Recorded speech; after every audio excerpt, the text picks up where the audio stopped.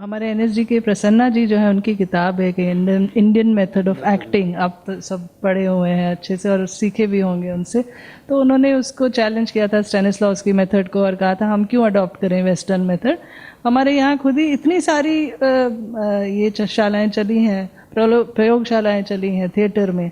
तो उस हिसाब से आपको क्या लगता है थिएटर अपने आप में एक सशक्त मीडियम है क्या जो आज के दौर में चल सकता है? क्योंकि हमारी अपनी परंपरा थिएटर की है, ये मैं आप सबसे पूछना चाहती हूँ। मतलब वी कैन बी फ्रैंक, क्योंकि मुझे पता है थिएटर स्ट्रगल कर रहा है आज के डेट में, और इतने मीडियम और इतनी टेक्नोलॉजी बदल रही है रोज़। बड़े पर्दे पे पहले फिल्में होती थी, फिर हमने देखा था वीडियो का दौर चला था तो सबने कहा अब तो फिल्में ख़त्म हो गई। फिर आ गए मोबाइल पे लोग फिल्में देखने लगे, बोले अब तो नहीं चलेगा। फिर बीच में पैंडेमिक आ गया, खैर वो अब जा रहा है। वेब सीरीज़ का दौर भी चला। तो थिएटर ने हमेशा से स्ट्रगल किया है, इन सब के बावजूद, इन कठिनाइयों के बावजूद वो रहा है।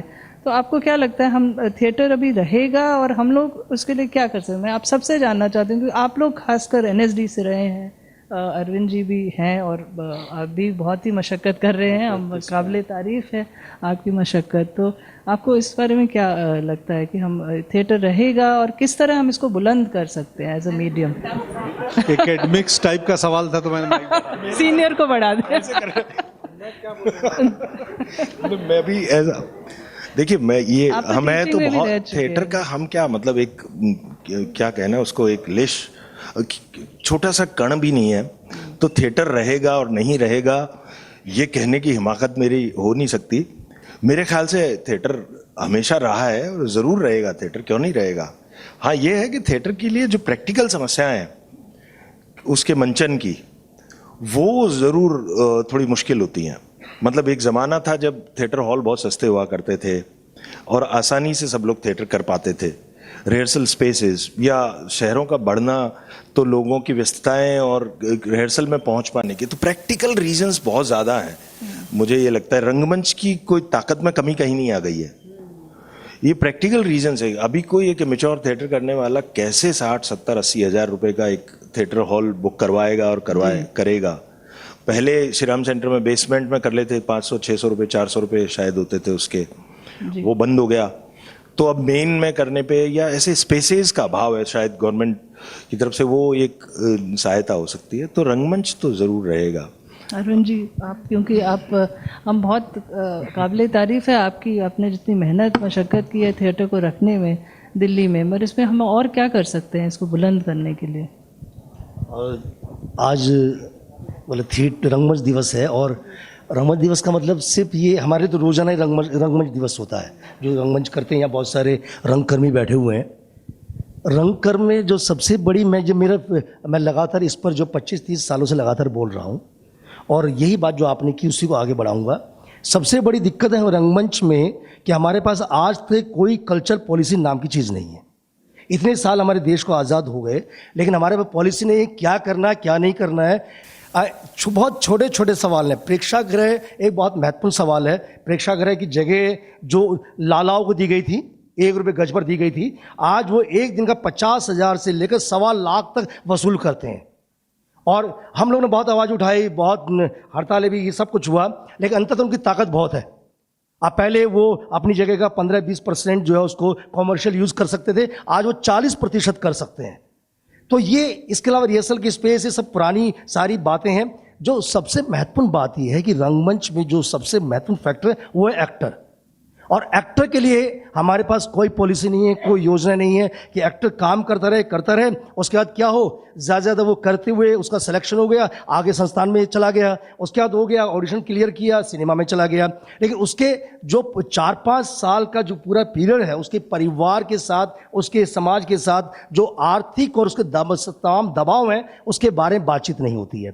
ऐसा कहना बिल्कुल भी मुझे लगता है कोई आर्थिक दिक्कत रंगमंच में नहीं है। ये बहुत एक नई बात हो सकता है, आपको सुनने में नजर आए, लेकिन रंगमंच के लिए सरकार के पास बहुत पैसा है। पैसे की सरकार के पास कोई कमी नहीं है। सिर्फ ये है कि पैसा पहुंचता कहां पर है, किनके माध्यम से पहुंचता है, और एक्टर के पास कैसे पहुंचते हुए बीच में कहां रुक जाता है।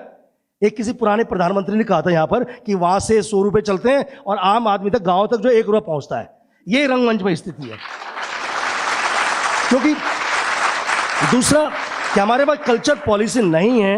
अभी हमने हमारे दोनों बहुत ही प्रतिभाशाली युवा मतलब हमारे साथी जो बहुत ही बेहतर अभिनेता हैं, हमने शायद गुड़गांव में हम साथ थे, हाँ, तो ये बहुत ही प्रतिभाशाली हैं, तो इनको पता है जो मैं कहने वाला हूँ। अभी तक इतने सालों बाद भी देश के अंदर एक ही राष्ट्रीय नाट्य विद्यालय है। हमारे आईआईटी कितने हैं? 14-15 होंगे। आईआईएम कितने हैं? बहुत सारे आईआईएम हैं। इसी तरह डिजाइन कॉलेज हैं, लेकिन हमने अभी उसको डिसेंट्रलाइज नहीं किया है। डिसेंट्रलाइज जिसके नाम किया वो अम्ब्रेला में कर दिया। क्यों? एक मलयालम का छात्र, एक भोजपुरी का छात्र या गुजरात का छात्र, बंगाल का विद्यार्थी या असम का विद्यार्थी दिल्ली में आकर हिंदी में रंगमंच क्यों करेगा? क्यों नहीं? क्यों नहीं वो अपनी भाषा में काम करे? एक बिहार से छात्र को आने की दिल्ली जरूरत क्या है? वो वहां पर काम करता है, ग्रुपों में काम करता है। मुझे पता, मैं उत्तर प्रदेश का हूं, लेकिन उत्तर प्रदेश से ज़्यादा मैंने बिहार में काम किया है। बिहार के गाँव में हमने काम किया है, वहाँ के मोहल्लों में हम नुक्कड़ नाटक किए हैं। और एक नुक्कड़ नाटक था, तबाही मचा दी बिहार में। हमारा नाटक था पुस्तकालय मदिरालय, और उसका नतीजा हुआ वो हमने पूरे उसमें किया। जब हम करके निकले गया से, पता लगा औरतों ने शराब की दुकानें तोड़ दी उस नाटक के बाद, और फिर बिहार में उसका शराबबंदी हुई। हाँ, और उसके पुस्तकालयों के लिए देश में लाइब्रेरी मिशन नाम की वो चीज़ नहीं थी। उस नाटक ने इतना हंगामा किया, राज्यसभा तक नाटक की मांग पहुंची, और नतीजा क्या होगा? पुस्तकालय मिशन जो है देश के अंदर बना। तो नाटक की बहुत सक्सेस स्टोरी होती है, वो अलग है, लेकिन मुझे लगता है कि हमें कल्चर पॉलिसी जरूरत है। क्यों बिहार का विद्यार्थी यहाँ पर आएगा, उसको वहीं पर वही सुविधा मिलनी चाहिए, बिना यहाँ पर जो ये आज रंगमंच के दिवस पर आज सरकार हो, कोई भी हो, हम सब सरकार हैं। मेरा निवेदन है कि देश की संस्था एक जो बिल्कुल धीरे धीरे जिसका स्थिति खराब हो रही है, उसके लिए हम आगे काम करें। और उसके अलावा जो संस्थाएं हैं सारी, थिएटर ग्रुप्स हैं, उनके बारे में हो, और थिएटर के सुविधाएं बढ़े, तब मतलब है। और हमें जो आपने बात नहीं की थी, आपने भरत मुनि से इस तरह से उसकी और तमाम बातें की थी, और प्रसन्ना की बात हुई थी, उसमें मुझे इस देश में मुझे दो चीज़ नज़र आती हैं। एक तो मुझे हबीब तनवीर साहब नज़र आते हैं, जो जनता के थिएटर करते थे, और दूसरे मुझे इब्राहिम अलकाई साहब, जिन्होंने तकनीक लेकर आए और एक पूरा ट्रेनिंग का पूरा प्रोसेस किया है, उसको डेवलप किया। ये दो व्यक्तियों का भारतीय रंगमंच के विकास में अब जो महत्वपूर्ण योगदान है, उसी की वजह से, उसी परंपरा पे हम लोग काम कर रहे हैं। तो अगर हम दोनों के तालमेल से देखें तो शायद भारत के रंगमंच की शक्ल बन सकती है। और भारत में बहुत रंगमंच हो रहा है, मतलब मैं देखता हूं कि उत्तर प्रदेश हो, बिहार हो, कोई छोटे छोटे जगह पर लोग जो गुट बनाते हैं और काम करते हैं। और दिल्ली में भी बहुत रंगमंच हो रहा है। दिल्ली के अंदर आज, जब मैंने 30-35 साल पहले रंगमंच शुरू किया था, तब हम ग्रुपों के पास शायद 1 या 2 लड़कियां हुआ करती थी। कि होता था कि भाई इस ग्रुप से मदद ले लो, वो वहां चला जाए। आप जानते हैं उस समय स्थिति क्या थी। आज जो है अकेले मेरे ग्रुप के अंदर 45 लड़कियां काम करती हैं। तो ये अपने आप में जो थिएटर का जो विकास है, थिएटर बहुत विकास कर रहा है, अपने बल पर कर रहा है, जनता के बल पर कर रहा है। आज सुबह से हम यहाँ पर हमने तीसरा नाटक किया। हमने रोहिणी पब्लिक के बीच में पगड़ी संभाल जट्टा भगत सिंह के ऊपर किया। हमने जमुना पार में यही नाटक किया, आज तीसरा किया। और हम जब नुक्कड़ नाटक करते हैं, एक दिन में 17 से 18 नुक्कड़ नाटक करते हैं। 5-5, 6-6 मंडलियाँ होती हैं हमारी, और हर जगह हमें आज तक ऐसा नहीं हुआ कि दर्शकों की कमी हुई है, या ये सवाल कि रंगमंच नहीं रहेगा कभी नहीं उठा है।